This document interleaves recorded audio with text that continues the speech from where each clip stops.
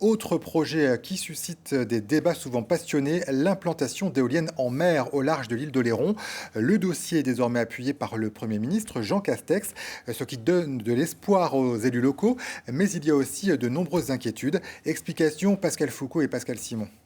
C'est là-bas que se situerait donc le projet de parc éolien, à peu près à 15-17 km donc, du rivage du port de la Cotinière.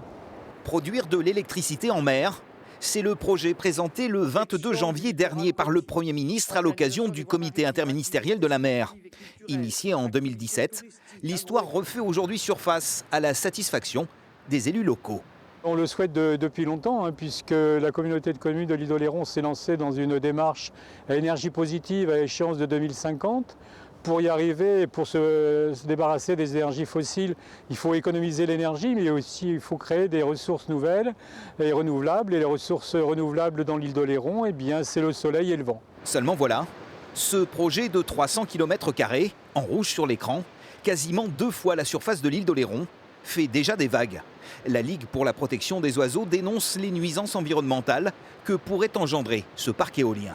C'est le pire endroit de tout l'océan Atlantique où il faut, faire un tel projet.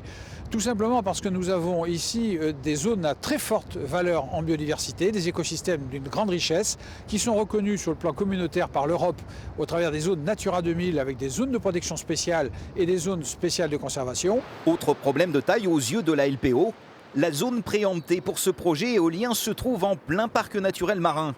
Une aberration pour de nombreux défenseurs de l'environnement, mais aussi pour les professionnels de la mer. L'unanimité du comité régional est contre le projet d'éolien à Oléron. Une absurdité, une incompréhension totale. On est en train de faire un nouveau port, une nouvelle criée, et on est en train d'implanter quelque chose qui va tout bousiller. Comment, dans un parc naturel marin où nous on nous impose des restrictions, où on est en train de nous limiter au niveau des activités de pêche, de nous restreindre pour tout, l'impact qu'on doit avoir, et là on est en train de faire ça. Vous comprenez que les gens ils ont du mal à comprendre. Pour le moment, le projet a été soumis à la commission du débat public.